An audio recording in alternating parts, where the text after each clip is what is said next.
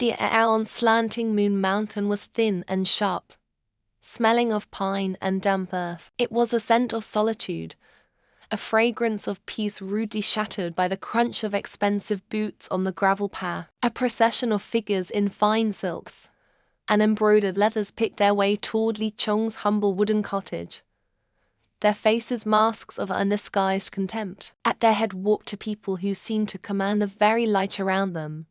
Young Master Jing, his smile as polished and predatory as a drawn blade, an heirine of the Lin family. Heirine, her face partially obscured by a delicate silk veil that did little to hide the regal set of her jaw, stopped at the edge of the overgrown herb garden. Her gaze swept over the simple dwelling, the weathered wood, the thatch roof, the quiet tranquility, and her lip curled. This was the hovel of the man her family had inexplicably betrothed her to, a God's forsaken place for a God's forsaken man. Li Chong emerged from his doorway, wiping his hands on a simple linen cloth. He was dressed in plain, unadorned robes, his features handsome but unremarkable, his energy placid as a forest pool. He looked less like a cultivator and more like a scholar who had retired to the mountains to read poetry. He watched the opulent entourage approach with an expression of mild curiosity, as if they were a flock of colorful, nosy birds that had strayed from their usual migratory path. Erin stepped forward, her voice as crisp and cold as winter frost. "You are Li Chong," he gave a simple nod. "I am Erin of the Lin family," she announced, her posture ramrod straight. "I have come to inform you that the engagement arranged by our elders is a mistake. It is hereby annulled." She tilted her chin, her words a formal declaration of war. "The Lin family name cannot be associated with this."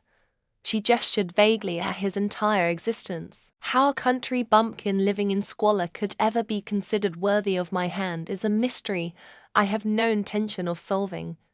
Young Master Jing stepped beside her, placing a proprietary hand on her shoulder.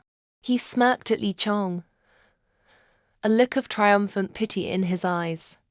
"Do not worry, Brother Li. Once this unfortunate business is concluded, Erin and I will be married. Together, our families will unite and hold dominion over the entire South State.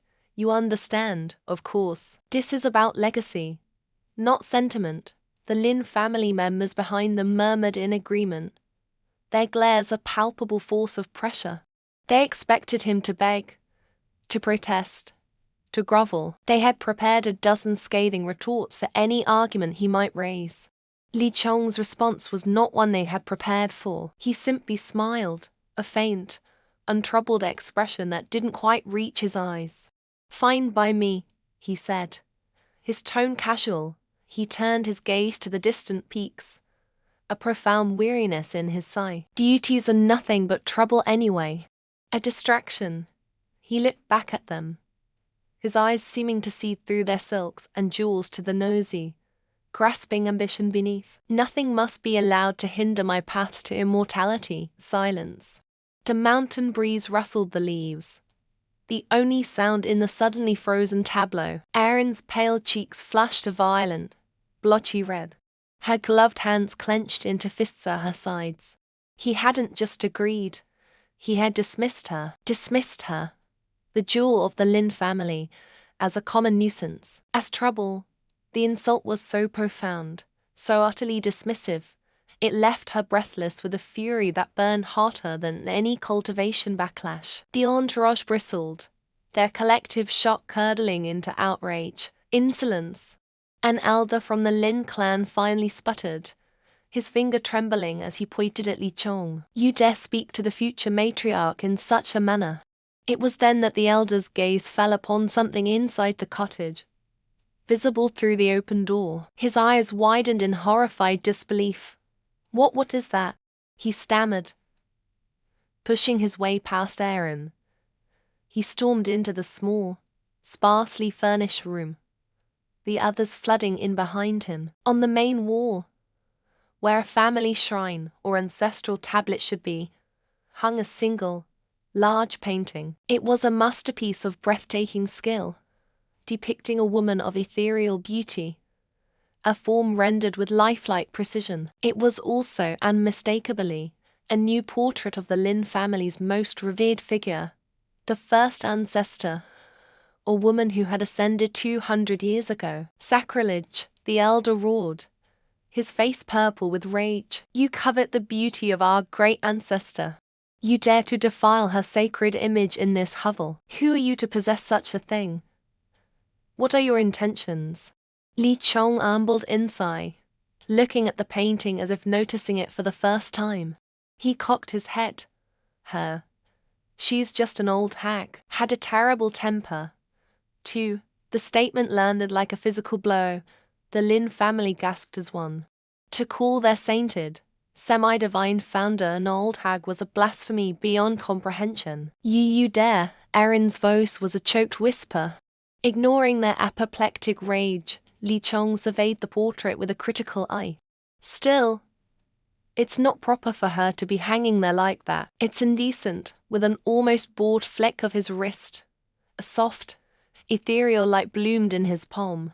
It spun and elongated, weaving itself out of thin air into shimmering, translucent fabric. An immortal-grade magical robe, humming with a spiritual energy so pure and potent it made the air in the tiny cottage thrum, materialized in his hand. The assembled cultivators, including Jing, felt their own spiritual energy recoil in subconscious terror. Li Chong casually reached out and draped the celestial garment over the painting, carefully covering the ancestor's nude form as if dressing a mannequin. The priceless, divine robe settled over the canvas with a soft, silken rustle. The act was so outrageous, so profoundly disrespectful, it shattered the last vestiges of their composure. He's clothing her sacred body, a cousin shrieked. He treats the first ancestor like a common woman. This is an insult to our entire bloodline. Young Master Jing bellowed, his suave facade finally cracking to reveal raw fury. Smash this blasphemous temple. Tear this entire mountain down. Li Chong let out another long, weary sigh. He hadn't meant to cause a fuss. The painting was just a memento from a forgotten era, a gift from a friend. He didn't understand their extreme reaction. He looked at their enraged faces, their brandished spiritual weapons, and the screaming woman he had apparently been engaged to. All this noise, all this trouble, all he wanted was to be left alone to cultivate. The air outside Li Chong's humble mountain dwelling was thick with condescension. Young Master Jing stood at the forefront of the Lin family delegation, his silk robes a stark, arrogant contrast to the simple, weathered wood of Li Chong's home. Erin, her face partially obscured by a delicate silk veil, stood slightly behind her relatives, her fists clenched so tightly her knuckles were white. The cultivation backlash had ravaged her form, and the veil was a pathetic defense against the shame that burned beneath her skin. This confrontation, this public severing of an engagement she never wanted, was just another layer of humiliation. This farce has gone on long enough, Jing declared, his voice ringing with theatrical authority. The Lin family's prestige cannot be sullied by an association with a titleless, powerless rogue. And this ridiculous engagement now, and perhaps we will be merciful. Li Chong merely looked bored. He leaned against his door frame, an image of profound indifference. The pressure from the assembled cultivators, a palpable wave of spiritual energy, seemed to break against him like water on a rock. With a sigh that suggested he was being grievously inconvenienced, he reached into his sleeve. I have no interest in your family or your prestige, he said, his tone flat. But since you've wasted my time, take this as compensation for your journey. He opened his hand. Resting on his palm was a single, unremarkable brown pill, no larger than a pearl. It had a faint, earthy scent, a spirit-nurturing pill, refined for 49 days from 81 rare herbs. It can cleanse impurities and rebuild one's foundation. A wave of derisive laughter swept through the Lin contingent. A single pill, Jing scoffed, stepping forward to peer at it with contempt. "Charlatan, do you take us for fools? I once had the good fortune of acquiring the residue scraped from the cauldron of a master alchemist, a mere speck of dust from a pill like that, and it advanced my cultivation by 4 entire levels. You offer this common dirt pellet and call it a treasure?" The family elders nodded in agreement, their faces masks of scorn. They saw him as nothing but a cornered animal, offering a worthless crown in a desperate bid to save face. Li Chong's expression didn't change. He glanced down at a small calico cat rubbing against his leg. "It seems your taste is too refined for such a humble gift." Without another word, he pinched off a tiny crumb from the pill and flicked it to the ground. The cat lapped it up in an instant. What happened next silenced the mountain.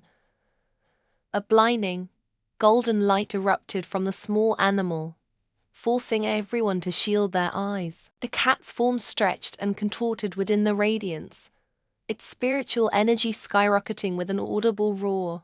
When the light faded, the cat was gone. In its place knelt a young woman with calico-colored streaks in her hair and sharp, intelligent eyes that held a feline grace. She was dressed in simple robes that had materialized with her, and she bowed her head deeply to Li Chong. "This disciple thanks Master for his benevolent gift," she said, her voice clear and strong.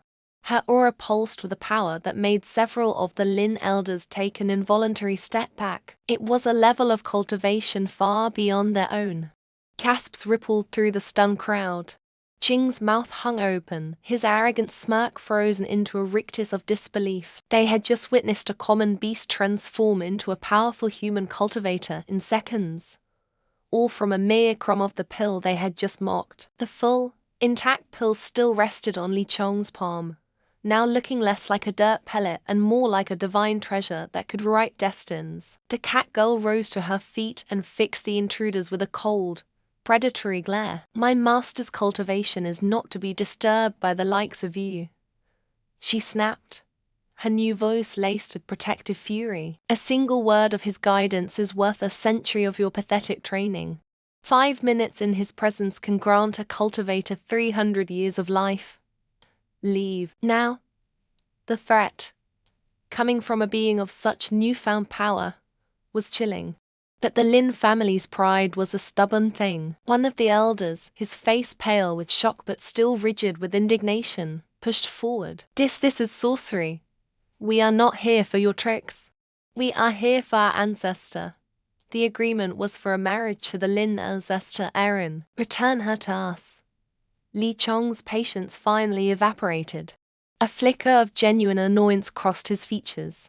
"Your ancestor," he repeated, the word dripping with disdain. "You mean the thief who tried to steal a scroll from my study?" "I was merciful. I only sealed her away to reflect on her transgressions." He gestured vaguely toward the misty peaks. "Trapped her in a shabby painting I left on Shire Mountain. Lies." The elder roared, his face turning purple. The sterile quiet of Li Chong's dwelling was a stark contrast to the storm raging within Erin. Each breath was a shard of glass in her throat. She stood before him, a ghost of the Lin family's proud ancestor, her reflection a mockery she could no longer bear to see in the polished wood of the furniture. The backlash from the forbiddance technique had not just stolen her youth. It had fractured her very image, leaving a web of fine, silver cracks across her skin, as if she were a porcelain doll dropped one too many times. She finally forced the words out, the sound a raw, shredded whisper. It was the eternal youth Chongqing technique. Her gaze was fixed on a point just past his shoulder, unable to meet the calm intensity of his eyes. I was so close, just one step short of the final breakthrough. The confession tore from her, each word costing a piece of her remaining pride. The technique promised to preserve one's peak vitality, freezing a cultivator's appearance at the moment of mastery. But failure was catastrophic. The spiritual energy, meant to nourish, had turned on her, devouring her life force and leaving this husk in its place. "I thought if we became cultivation partners," her voice broke, shame washing over her in a suffocating wave. The admission hung in the air, ugly and pathetic. She had seen him not as a man, but as a tool, a powerful conduit to help her shatter her final bottleneck. Now, the irony was a bitter poison on her tongue. "I never intended this," she gestured to her ruined face. "You should go. Break the engagement. There is nothing left for you here." It was a plea and a command, a desperate attempt to salvage a final shred of dignity by rejecting him before he could reject her. Li Chong's expression remained placid, but his eyes held a focus that was more unnerving than pity. It was a look of intense, scientific curiosity, the gaze of a master craftsman examining a rare, flawed jewel. He circled her slowly, his presence a silent, suffocating pressure. "My training is in the martial path, not the esoteric arts of spiritual preservation," he stated, his tone level, analytical. "The energy in your meridians is chaotic, like a river dammed in 1,000 places at once. It's consuming you from within." He stopped in front of her, and for a fleeting moment, a flicker of something unreadable, perhaps cautious concern, crossed his features. "Your life force is draining away." Hope, fragile and nearly extinguished, sparked in her chest. He saw the root of the problem. "There is only one person in all the world who can save me," she rasped, her eyes locking with his for the first time. "The master of the Valley of the Dead. The medical immortal." The transition from the sterile confines of Li Chong's home to the stark grandeur of the Valley of the Dead was jarring. Jagged, black stone peaks clawed at a perpetually grey sky, and the air was thin and sharp with the scent of ancient herbs and cold rock. Despite its desolate name, the valley was far from empty. Silks and brocades of a dozen powerful families dotted the landscape, their retainers standing in solemn, anxious groups. This was a place of last resort, a pilgrimage site for those with wealth and power, but no other options. Before they had even reached the main gathering area, a familiar, grating voice cut through the respectful silence. "Make way. Young Master Jing of the Azure Sword Sect is here to request an audience with the medical immortal." Erin's blood ran cold. There, surrounded by an entourage of fawning cultivators, stood young Master Jing. He was preening, his robes immaculate, his face a mask of supreme arrogance. He held his head high, projecting an aura of entitlement that grated on the nerves of everyone present. "The young master requires a single asher pill," his steward announced loudly, ensuring every ear caught the proclamation. "It is all he needs to finally nourish his sword seed and achieve a power to rival even the Lin family ancestor in her prime." The words were a deliberate, calculated barb. Erin flinched as if struck. Li Chong had sealed her vocal meridians before they left, a pragmatic measure to stop her from wasting what little energy she had left on speech. Now, that silence felt like a cage. She could only watch, a voiceless spectre, as the man who had reveled in her family's humiliation now postured to seize her only hope. A wizened old man from another clan scoffed softly nearby. "He speaks as if an audience is guaranteed. The medical immortal does not care for names or status." He gestured with a gnarled finger toward the valley's center, where a single, colossal tree stood. Its bark was the color of a storm cloud, its gnarled branches twisting toward the heavens, and its leaves were like slivers of polished obsidian. "Only those who can make the sacred tree respond are granted passage. It is the only rule here." Young Master Jing laughed, a sound slick with disdain, a triviality. "That tree senses spiritual potential and noble intent. Who here is more worthy than I?" He strode forward, his entourage clearing a path, his every step a performance of his own importance. He dismissed the other supplicants with a contemptuous wave of his hand, his eyes sweeping past the cloaked, disfigured figure of Erin without a flicker of recognition. To him, she was just another piece of the desperate, unworthy backdrop to his grand moment. Trapped in her silence, Erin watched him approach the ancient tree. A cold stone of dread settled in her stomach, heavy and unmoving. Every ounce of her being screamed in protest. Despair warred with the rising tide of pure, unadulterated resentment. That man, that arrogant fool, was about to lay his hands on the one branch she had left to cling to, and she couldn't even voice a single curse. Before the imposing gates of the medical Immortals Valley, a hush fell over the desperate crowd. All eyes were fixed on the ancient, withered tree that stood as a sentinel attest for all who sought an audience. Its bark was a landscape of deep, lifeless cracks, its branches brittle skeletons reaching for a sky that offered no rain. This was the divine tree, and its revival was the key. Stepping forward with the theatrical grace of a man who owned the world, young Master Jing sneered in Li Chong's direction before turning to the gathered supplicants. His robes, woven with threads of silver, shimmered as he raised a hand. "Witness true power," he announced, his voice ringing with arrogance. With a flick of his wrist, a jade dagger appeared in his grasp. He sliced his thumb without a flicker of pain, squeezing a single, perfect droplet of blood. It was impossibly vibrant, a bead of liquid ruby that pulsed with the dark, contained energy. He let it fall onto the nearest withered branch. The effect was instantaneous and horrifyingly beautiful. The moment the essence blood touched the dead wood, the bark seemed to gasp. A network of black veins pulsed across its surface before a violent surge of life erupted. The branch convulsed, its dead grey skin splitting as vibrant green shoots burst forth, unfurling into emerald leaves in seconds. Then came the blossom's blood-red flowers that opened with an unnatural speed, their petals edged in a sinister black.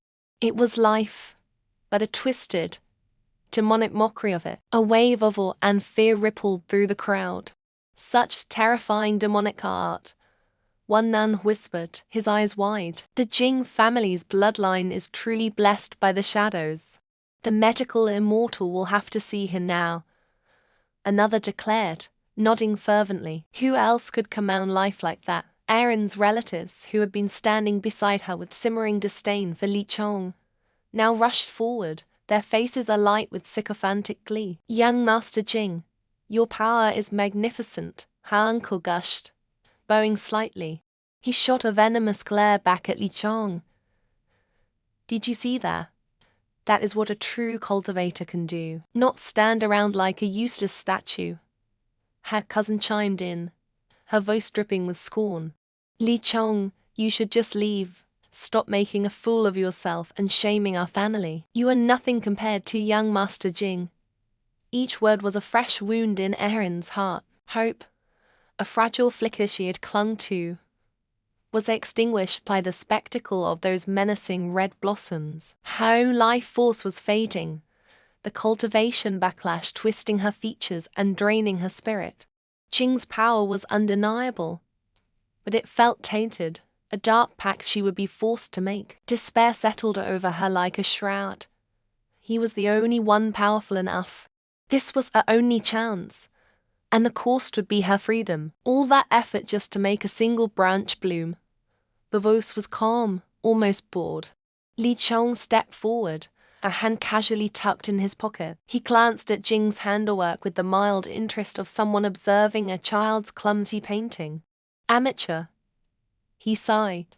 Young Master Jing's face contorted with rage. "What did you say, you peasant?" Li Chong ignored him, patting the ancient trunk of the tree as if greeting an old pet. "He really needs to take better care of my gifts," he murmured, loud enough for everyone to hear.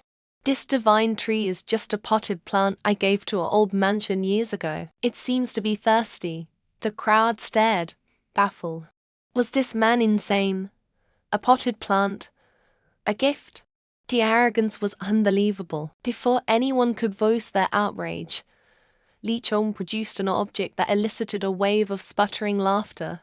It was a watering can, not a mystical artifact forged from celestial jade, but a cheap, plastic-looking thing one might buy at a street stall for a few coins. It was a garish green, slightly scuffed, with faint scratch-like patterns engraved on its side that he seemed to think were significant. "This," Li Chong announced, holding up the ridiculous object, "is a magical tool. Its name is Tik-Tok. Its engraved talismanic patterns can revive all things. The dam of decorum broke. The crowd erupted in derisive laughter. A watering can name Tik-Tok. Someone howled. Is he a gardener or a comedian? He's mocking the medical immortal. Young Master Jing spat, his face purple with fury. He's disrespecting this sacred trial with his cheap tricks and cheaper lies. Seize him, but Li Chong was already moving. Unfazed by the scorn, he ambled to the base of the tree and casually tipped the watering can. Plain, ordinary-looking water trickled out, soaking into the dry, cracked earth around the roots. There was no flash of light, no surge of mystical energy. It was just water. For a moment, nothing happened. The laughter grew louder, more confident. Aaron's uncle shook his head in disgust. An utter disgrace. Then, a low hum vibrated through the ground. The laughter died in an instant, choked off by a collective gasp. A soft, golden light began to glow from within the tree's ancient trunk, illuminating its gnarled form from the inside out. The light pulsed, spreading like a heartbeat through every root and every dead branch. The dark life in Jing's revitalized branch shrieked as if in pain before being utterly consumed by the pure, overwhelming energy. The entire tree, from its deepest root to its highest twig, exploded into life. It was not the violent, twisted growth Jing had forced, but a serene, majestic blossoming. Leaves of pure gold sprouted, and flowers of crystalline white unfurled, releasing a fragrance so pure and intoxicating it felt like breathing in life itself. And then, the fruit appeared. Hanging from the golden branches were 3 magnificent orbs, each glowing with an ethereal light. Their skin was translucent, revealing a swirling, galactic core of pure energy. The crowd fell into a dead, profound silence. Every eye was locked on the impossible sight. Someone finally broke the spell, his voice a choked, trembling whisper. Ginseng immortal fruit, the name hung in the air, shattering the silence. A frenzy of disbelief and raw, naked greed swept through the crowd. These were not just fruits. They were legends, myths whispered in stories to frighten children and inspire kings. A single bite was said to grant omnipotence, to bestow immortality, a feat that was, by all accounts, absolutely impossible. Erin stood frozen, her mind a whirlwind of shock. Her gaze darted from the glowing, mythical fruit to the man standing calmly beside the tree, still holding cheap plastic watering can. The world had just turned upside down, and Li Chong, the useless, embarrassing fiancé she had been so quick to dismiss, was the one holding it steady. The spiritual energy, once thick enough to taste, vanished in a single, silent breath. As quickly as they had appeared, the 10 glowing ginseng fruits dissolved into motes of golden light, reabsorbed into the divine tree. A collective gasp rippled through the crowd as the tree itself, a moment ago a beacon of life, began to wither. Its luminous leaves turned brown and brittle, its branches retracting like dying limbs, until it was nothing more than a gnarled, lifeless husk. The clearing fell into a stunned, dead silence. It was young Master Jing who broke it, his voice a venomous roar. "You, what have you done?" He pointed a trembling finger at Li Chong, his face a mask of disbelief and fury. "You destroyed it. You destroyed our only chance." The accusation acted like a spark in a tinderbox. The crowd, their hopes dashed, surged with a singular, desperate anger. "He used some evil art," a man shouted. "He was jealous. He couldn't get a fruit, so he made sure no one could." "My son is dying," a woman sobbed, a grief twisting into rage. "You've condemned him. You've blocked our path to survival." Erin watched, her heart pounding against her ribs, a cold dread washing over her. Her family elders, who had stood back with smug certainty, now looked on with undisguised hatred. They saw Li Chong not as an inconvenient fiancé, but as the saboteur who had ruined their last hope for a cure. The crowd began to close in, their faces contorted with menace, weapons half drawn. They were a mob on the verge of tearing him apart, and Li Chong simply stood there, his expression as placid as a deep lake, untouched by the storm brewing around him. Just as the first man lunged, a voice, ancient and resonant, echoed from the gates behind the withered tree. It was not loud, yet it pierced the air with an authority that stopped every person in their tracks. Who? The voice boomed, carrying the weight of centuries, dares to touch my guest from the valley of the dead. The ornate gates of the medical immortal's sanctuary swung open without a sound. A figure emerged, clad in simple white robes, his long hair as silver as moonlight. He was ageless, his face holding both the smoothness of youth and the profound wisdom of an ancient being. His eyes, clear and penetrating, swept over the assembly. The effect was instantaneous.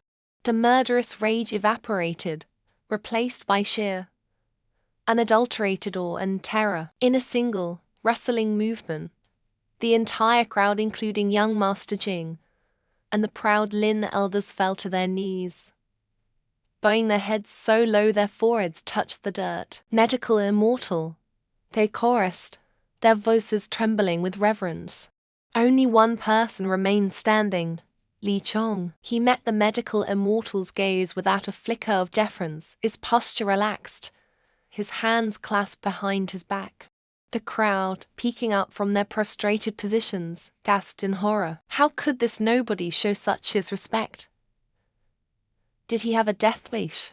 Li Chong's voice, calm and clear, cut through the reverential silence. Medical immortal, he said, the name sounding less like a title and more like a simple descriptor.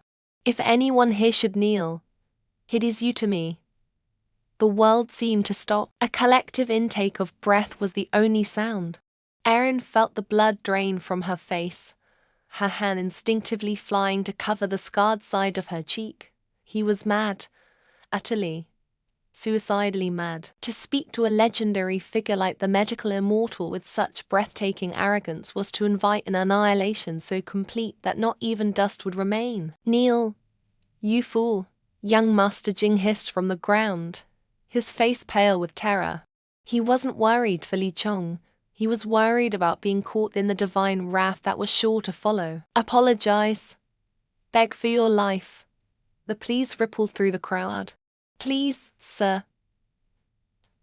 Don't bring this calamity upon us." But the medical immortal did not unleash lightning from the heavens. He did not smite the insolent young man.